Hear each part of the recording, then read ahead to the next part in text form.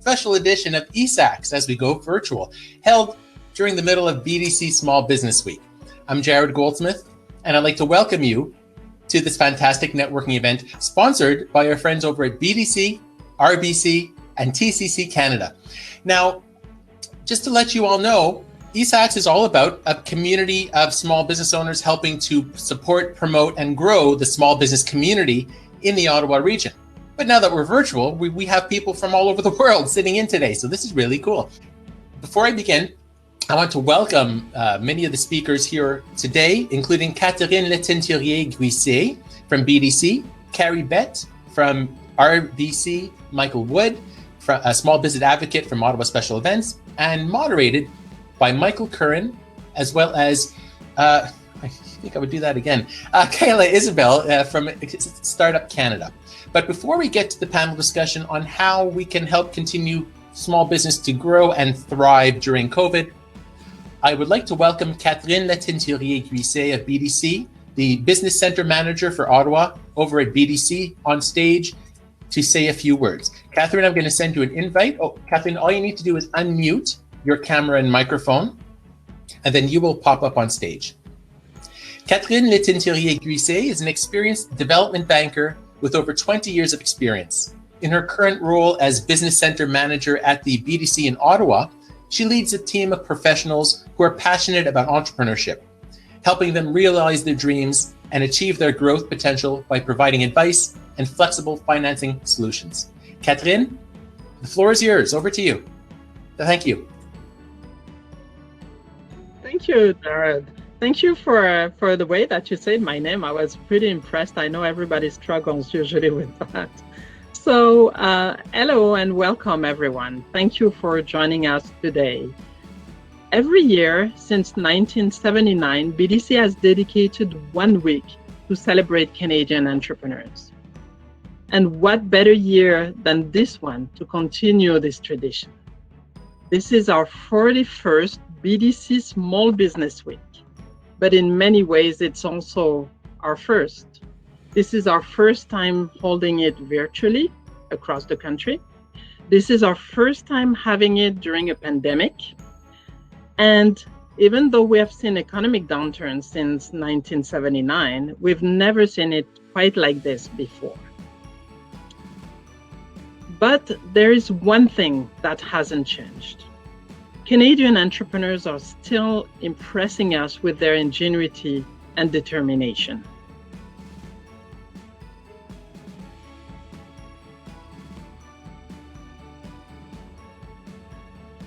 BDC started in March. Faced in recent history, we've seen you rise to the challenge repeatedly.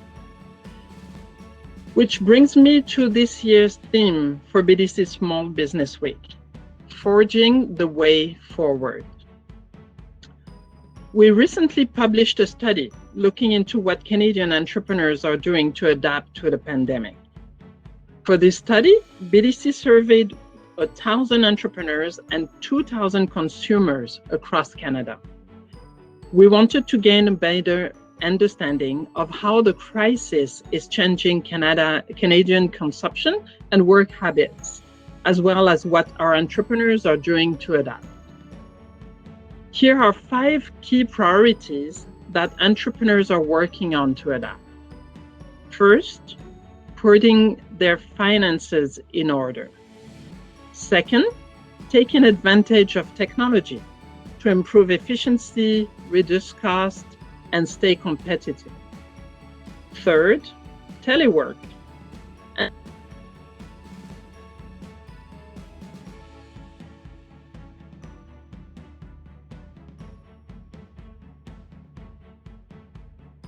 Obviously, selling online. And there's our distribution channels, etc. As Canada's Bank of Entrepreneurs, we will continue to be here for you. Since the start of the pandemic, we've participated in government relief programs and provided support to countless SMEs. We will continue to offer financing and advice to help entrepreneurs achieve these 5 key priorities, steer through the second wave, and plan their recovery. Thank you. Thank you. Merci, Katherine. I really appreciate that. Yeah, there's no doubt that BDC has been there and continued to be there for entrepreneurs. So thank you very much for your assistance with that. So at this time, I'm going to remove Katherine from the stage and invite our next speaker up, Kayla, Isabelle. And one moment, I'm just doing a few things at once here. Oh, sorry, Katherine, can you please mute your camera and microphone at this time? Thank you. And while Kayla makes her way up to the stage, oh, hello, Kayla. Kayla Isabelle is the Executive Director of Startup Canada, the national rallying community supporting and giving a voice to Canada's 3.5 million entrepreneurs. Kayla has developed and supported giving her supporting entrepreneurs both in Canada and internationally. She is an award-winning strategic communications consultant and change management facilitator, and is very passionate about leveraging the power of storytelling in the entrepreneurial community. An advocate for women and leadership, Kayla is also the host of the Thrive podcast, focusing on providing resources to women entrepreneurs across Canada. Kayla, over to you. Thank you. Hi, can everyone hear me? I'm assuming yes. I unfortunately couldn't hear you, Jared, on that for some reason. I'm trying to refresh, but you know, the joys of tech. So I hope everyone can hear me. Fabulous. Happy Small Business Week. I am so thrilled to be here on behalf of the team at Startup Canada. We are working with many of the partners that you see with Jared today, and a huge congratulations to Jared on pulling together all of these incredible small business owners, entrepreneurs, students. I've already had such engaging conversations so far across the ecosystem. So kudos to Jared for being such a boundless beacon of enthusiasm, positivity, and bringing people together at a time that we all know to be incredibly challenging. So thank you, Jared, for pulling this together today.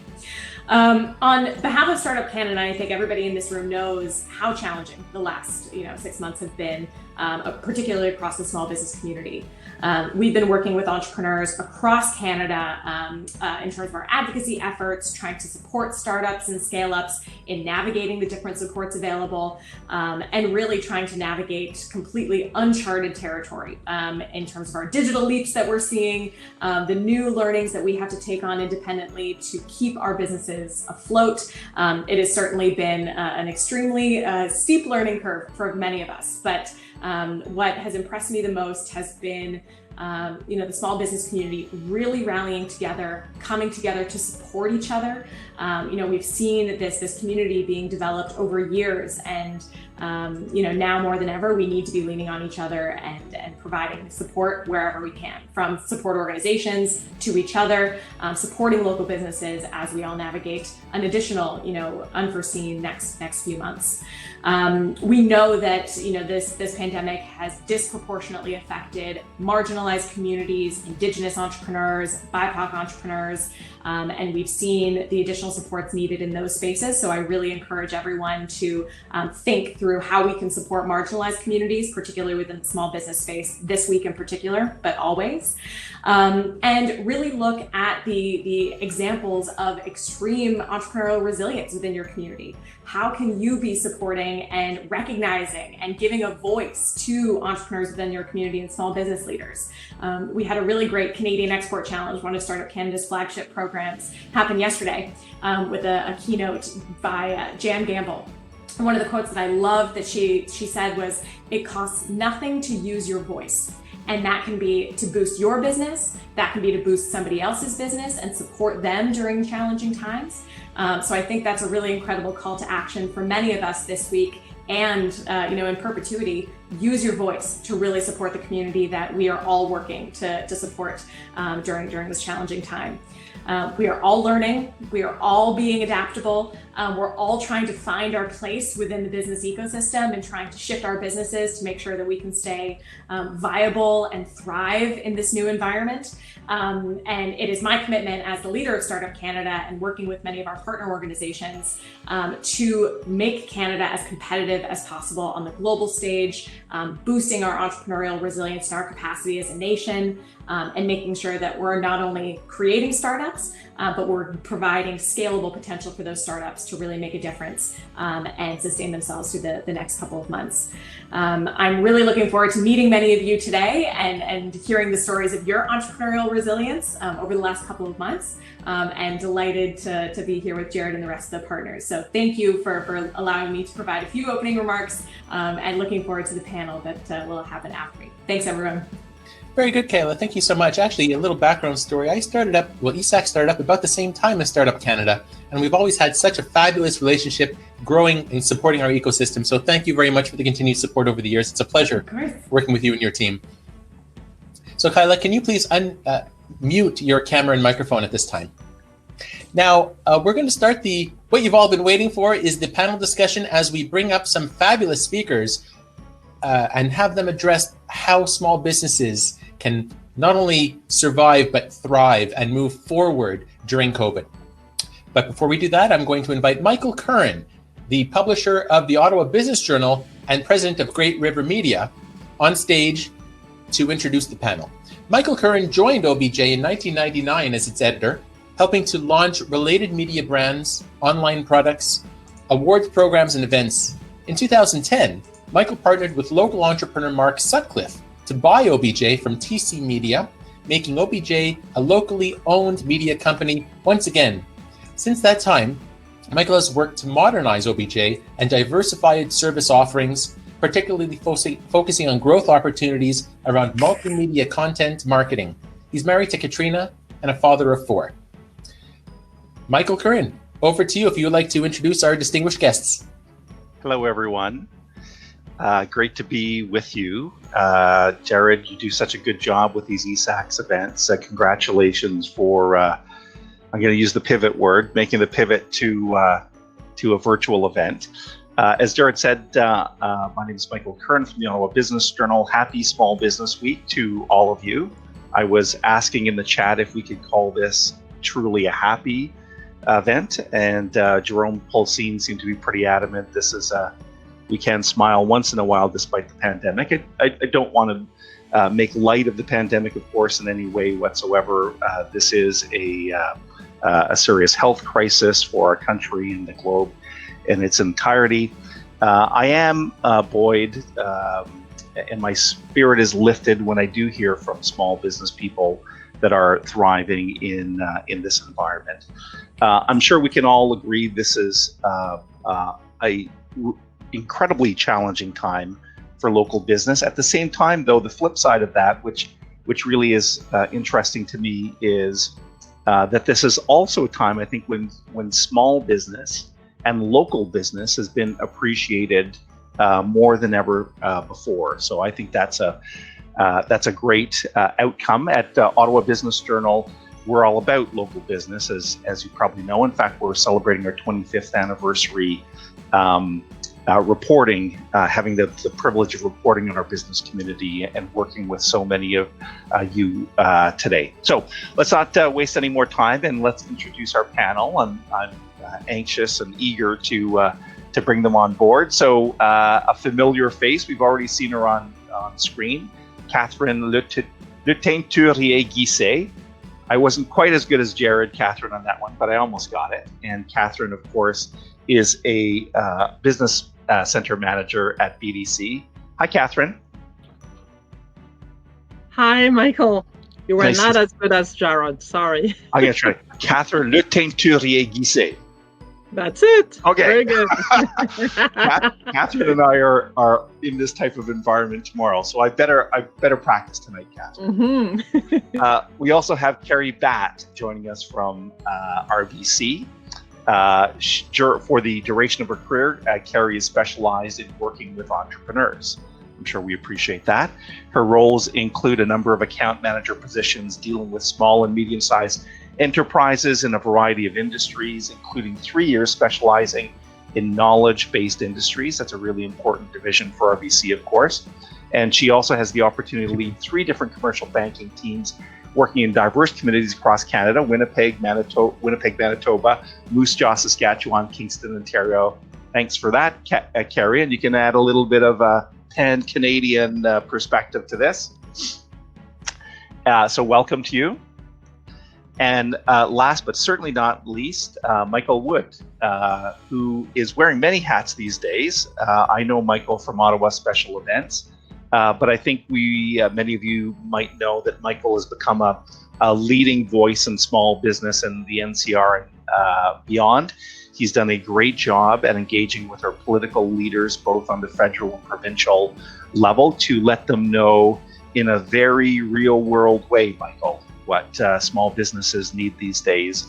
So thank you for all of that work and that dedication. And happy to be with all three of you today. Katherine, maybe I'll start with you. It is the Small Business Week, which is a incredibly. I knew it had been around for a long time. I was quite amazed when you said, was it 41 years? You said a couple minutes ago. 41 years, incredible. And good for you guys for sticking with the event. As you said, I think we need this week more than ever. Just bring us up to speed about what your job has been like in the last 6 or 7 months at BDC. It had to step up in a pretty significant way and get some, I'll use the plain language again, money out the door and in the hands of entrepreneurs. What has that been like?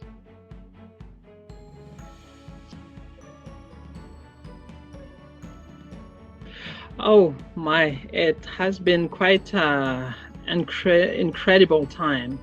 Well, as you know, we went in lockdown, I guess, on March 16, and in the first 3 weeks of after that, we received on our online platform more requests in 3 weeks than in a year that we usually get in a year.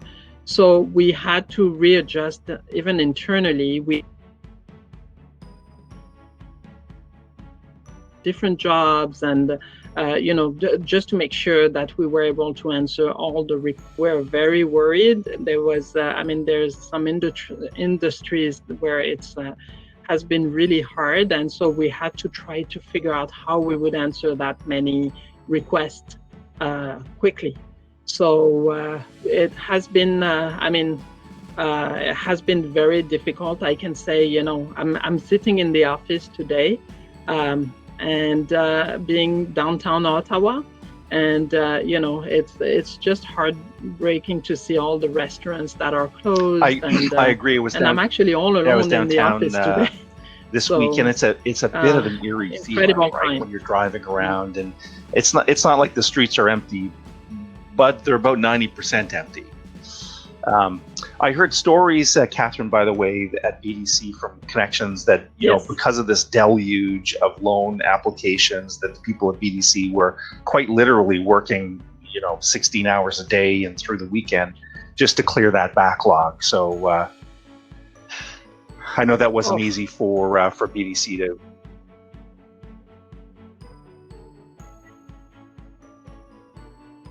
And you have to everybody, it's also like everybody else. So our teams were working crazy hours, working weekends, and at the same time, that's our passion. It's to help entrepreneurs as much as we can. So everybody understood that we had a role to play, and we had to do the maximum to help our entrepreneurs. That's the heart of our country.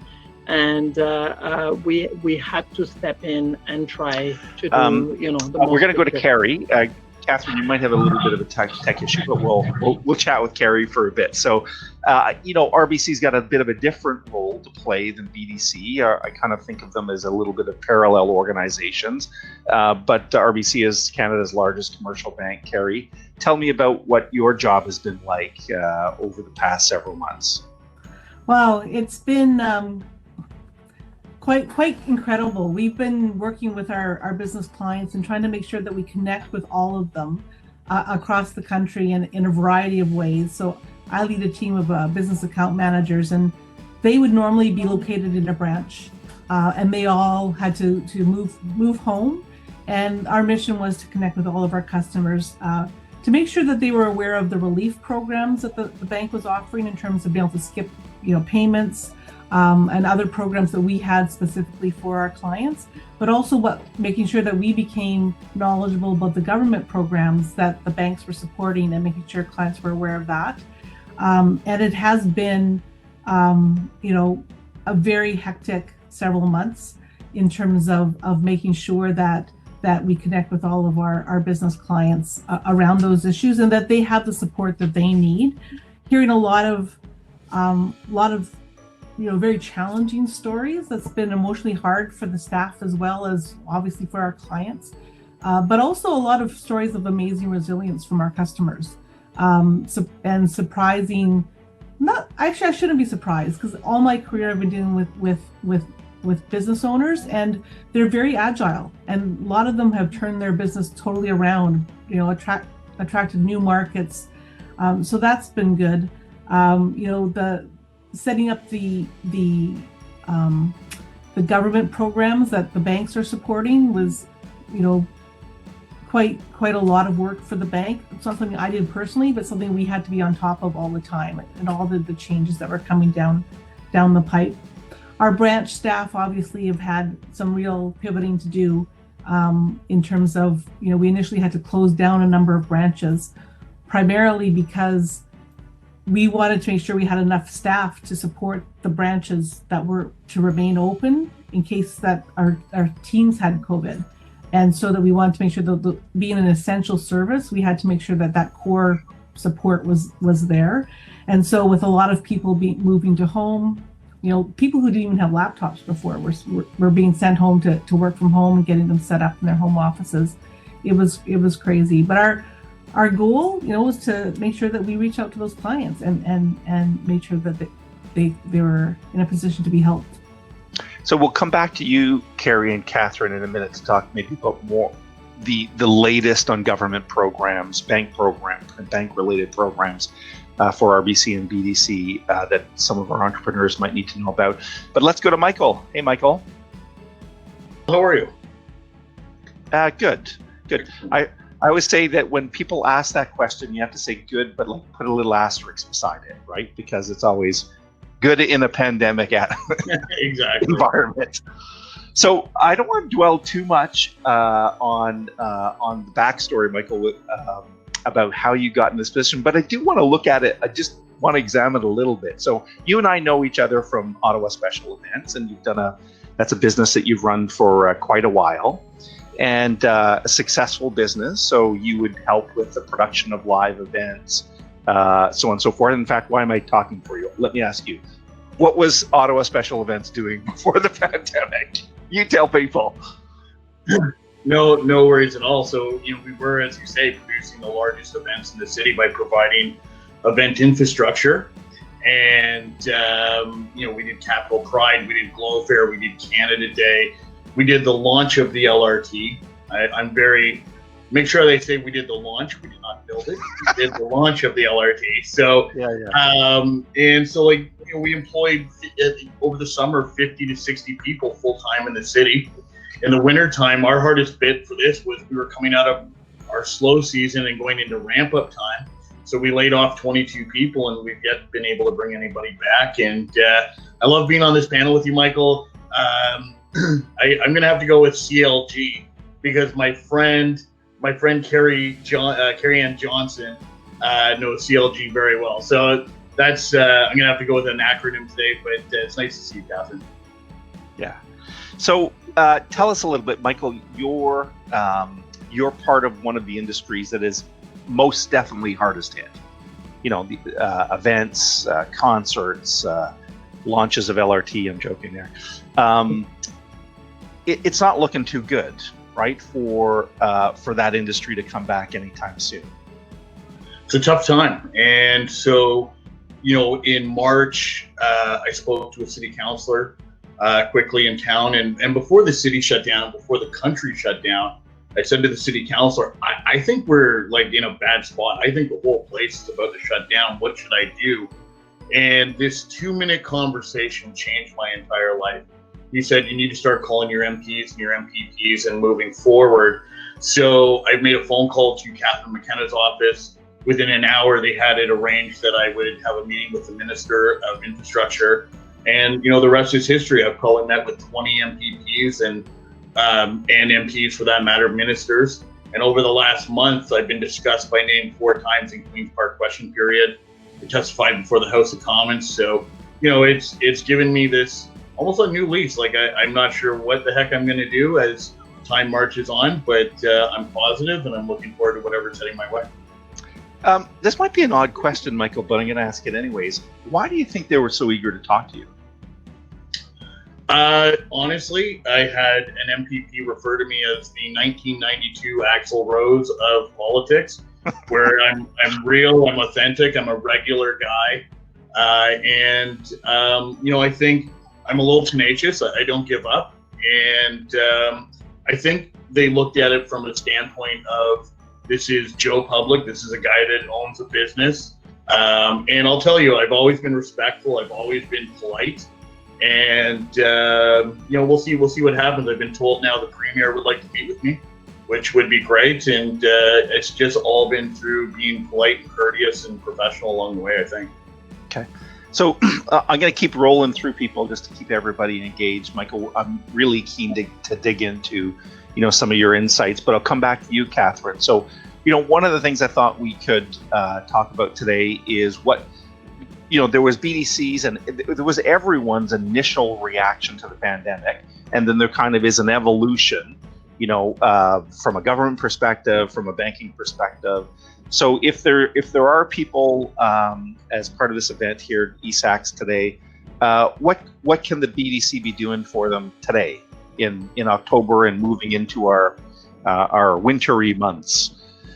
So in terms of the programs, on our side, we haven't, there's no change. So one thing that we provided since the beginning was a working capital loan, for example, of up to $2 million.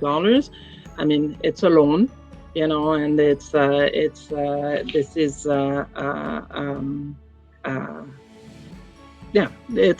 what we can provide as a bank, and what you do. It's not your decision to hand out free money; it's Justin Trudeau's decision to hand out free money. Yeah, exactly. I guess the reason why I'm saying that this way is because we feel, when I listen to Michael, we feel it.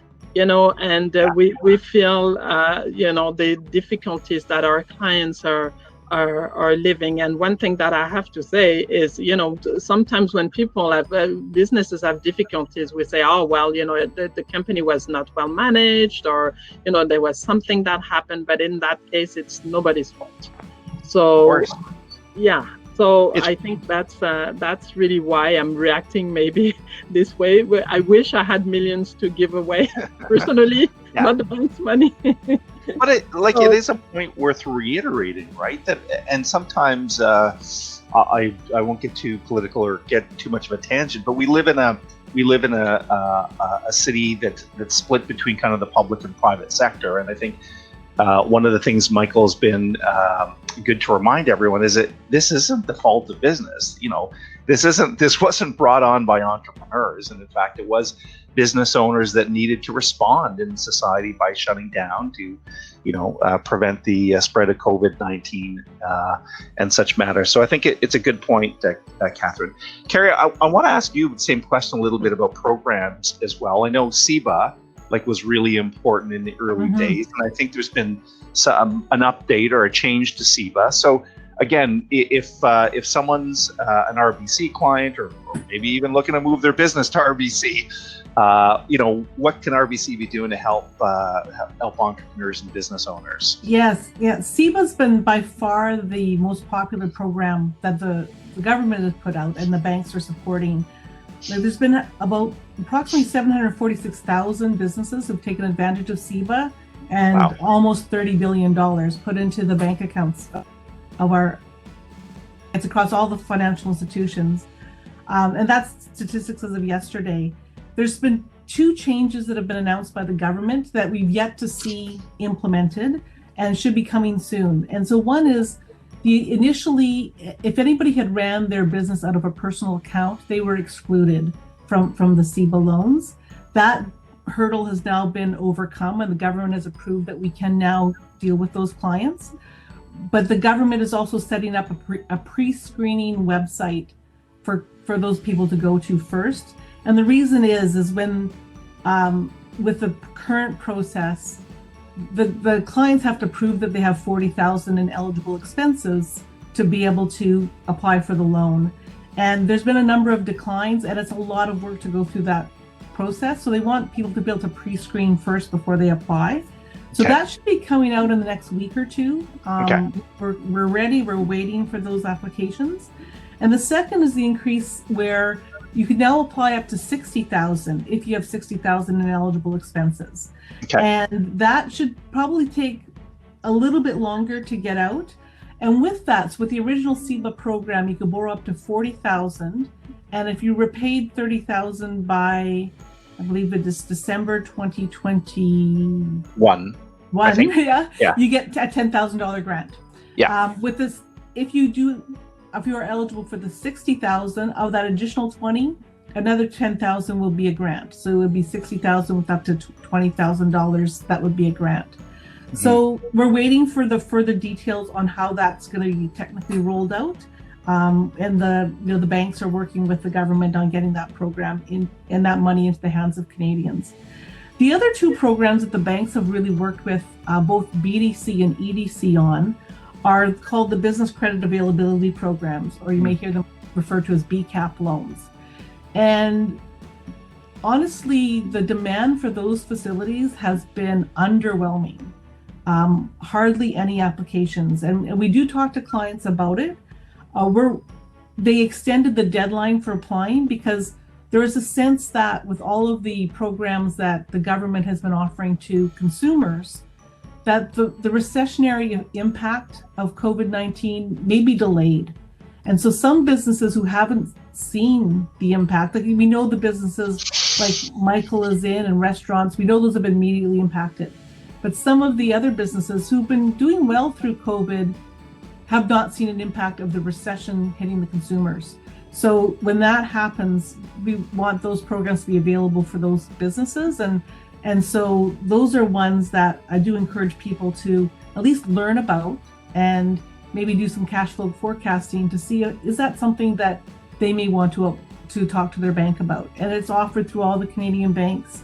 But again, the demand so far has been underwhelming. We're kind of, at first we just thought there'd be a mass of applications, and we got ourselves all geared up, everything from the account managers to our credit risk adjudicators ready to go. And then the trickle of applications has been really tiny. I can see my whole team in Ontario North and East, which covers basically, from Kirkland Lake down to Barrie and across the Quebec border, and then down along the 401 as well. We had like 3 applications. Okay. So I can say that there's still a lot of opportunity to take advantage of programs if they're needed. Yeah.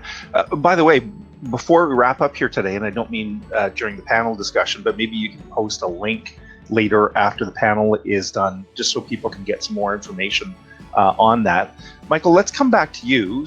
And let's pick up the story. So you get access, you get some immediate pickup from people like Catherine McKenna, MPPs.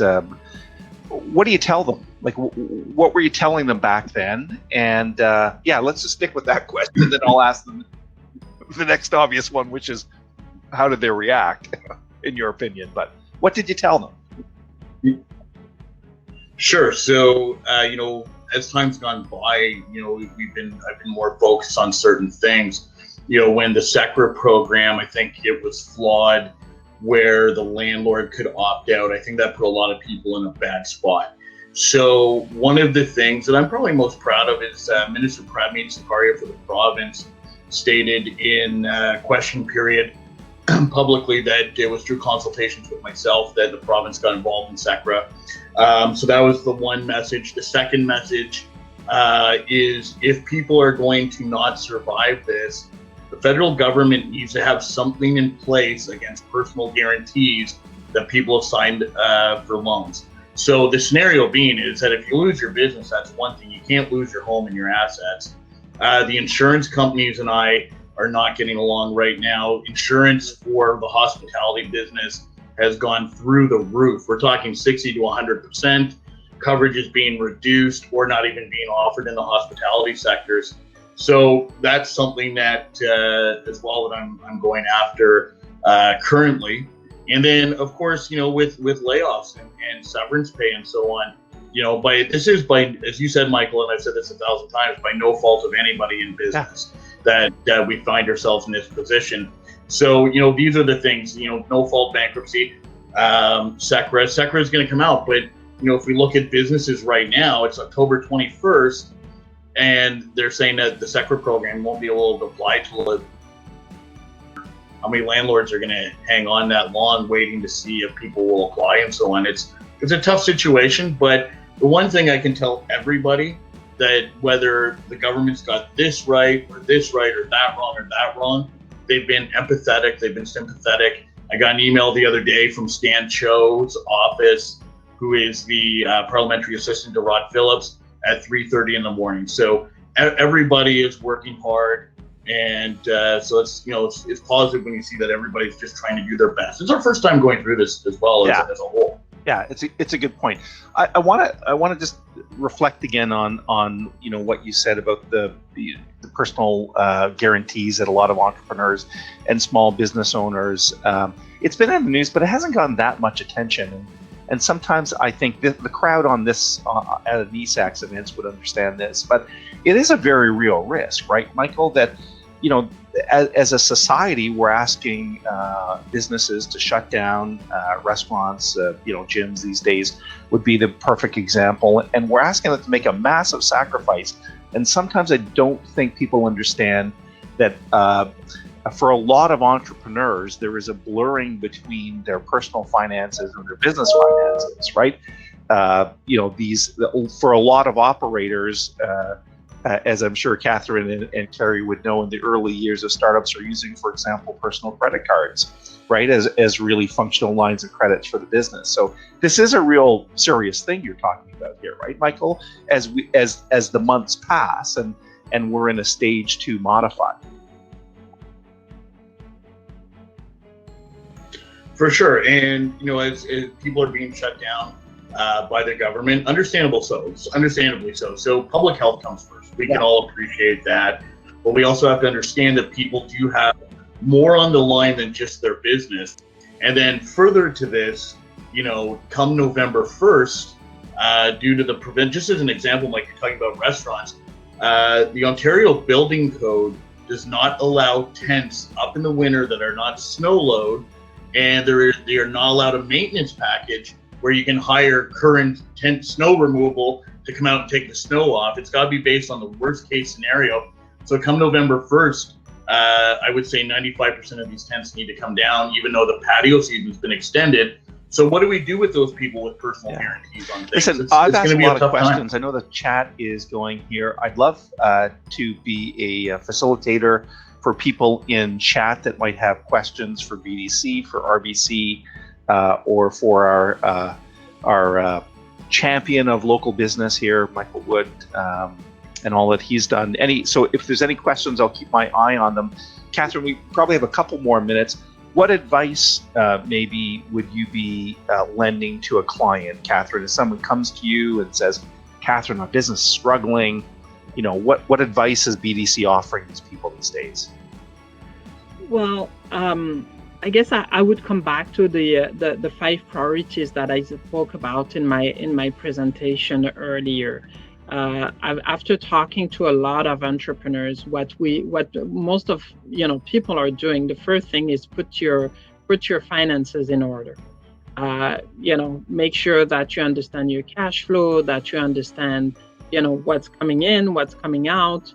And actually, we had our CEO Michael Dunham did like a TED talk on Monday, and one of the entrepreneur in there, he said something really striking to me. He said, we have a model so that if our business has to reduce by 90%, that we would still be in business.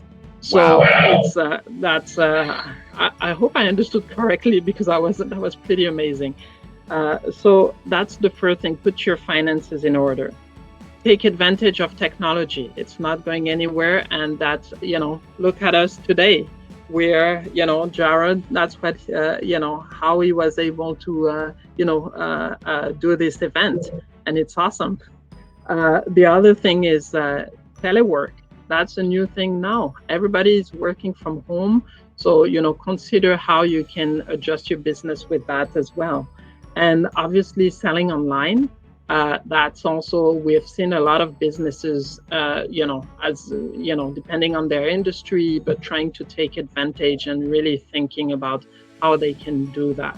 I started buying online as I had never done that before, but consumers are mostly online now.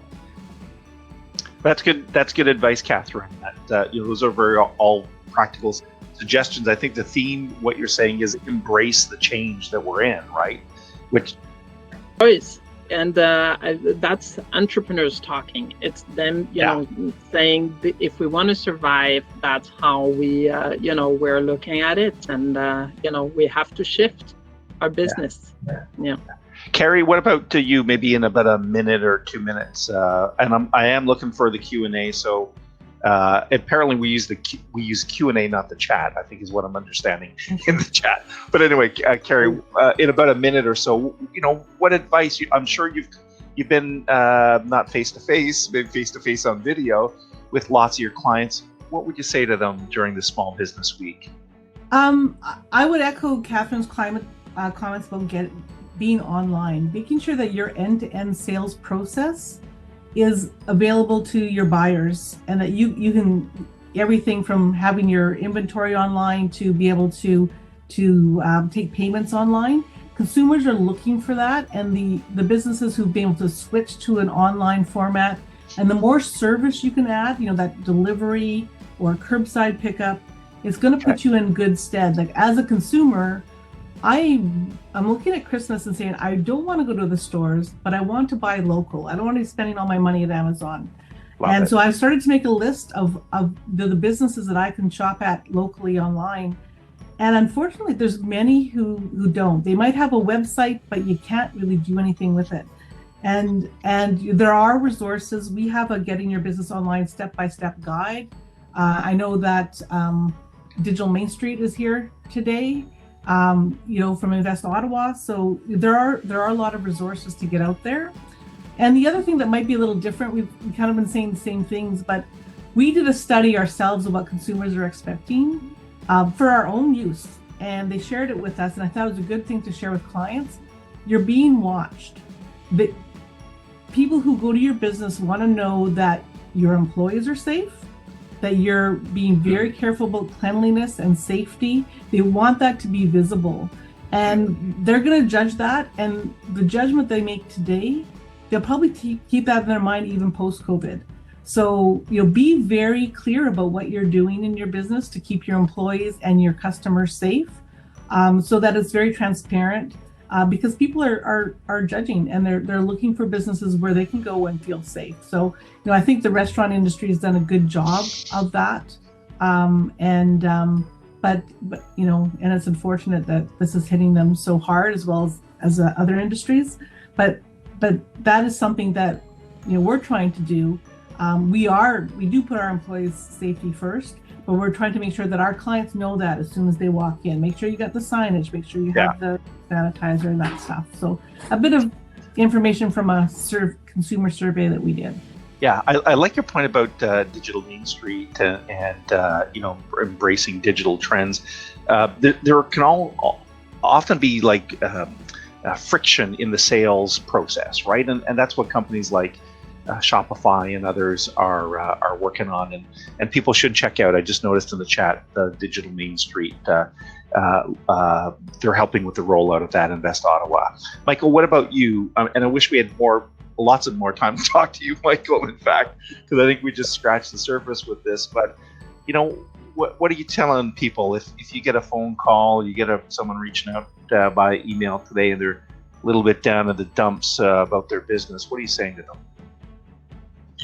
It's funny that you're asking that question. Says where my mind was going as to how to wrap this up. So I have a very public image that I'm potentially tough as nails and so on and so forth. But over the 8 months, I've probably had 3 moments where I was like, I'm done. Like, I'm done. And everybody talks about public health over the last little. It's not up to some business owners. I know that I've hit my breaking point, 2, 3, 4 times with that we've been placed in, not that we put ourselves in. And but I will say this: never ever give up. It took me a long time. If I am meeting with Justin Trudeau's regional advisor for Ontario, then anything out there is possible. And I just wish everybody the most amount of success, health, and happiness. And we've just got to keep the pedal to the metal and keep working hard. And but we have to look after ourselves too. Good. Well, listen, I think we've come to the end of our time, so thank you very much, Katherine, Carrie, Michael. You all have unique roles to play in the community. I presume Jared's going to come back on screen here in a second. As Jared's doing that, I wanted to point out, because we have RBC and BDC, that in fact OBJ and the Board of Trade have an event tomorrow.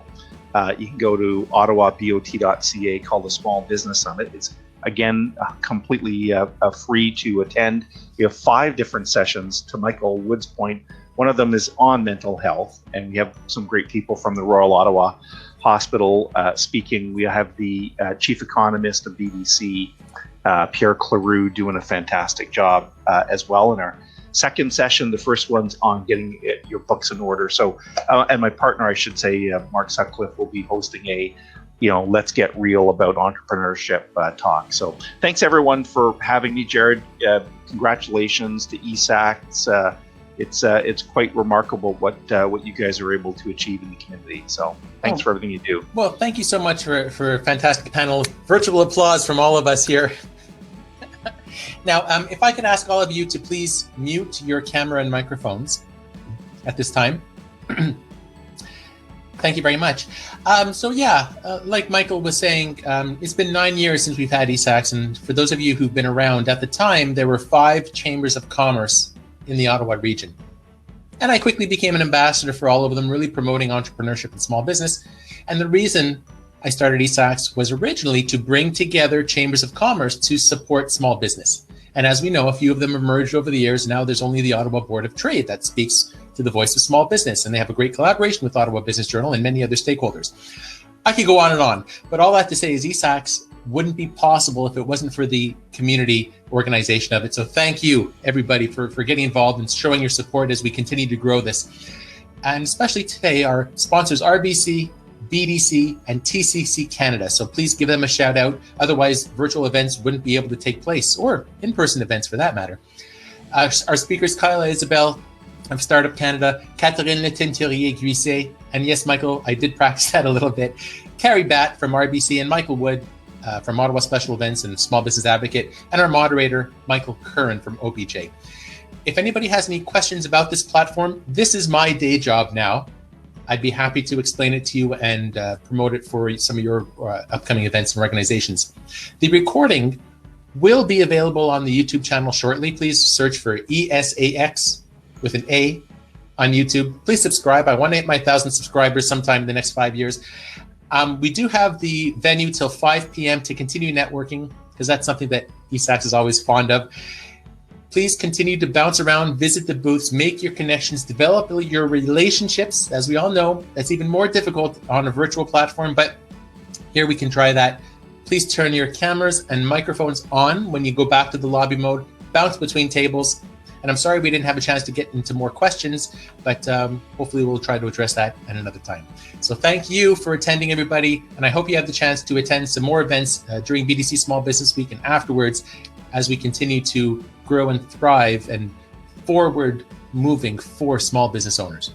Thank you very much, everybody. I really appreciate it. Have a great day. Thanks. Happy networking.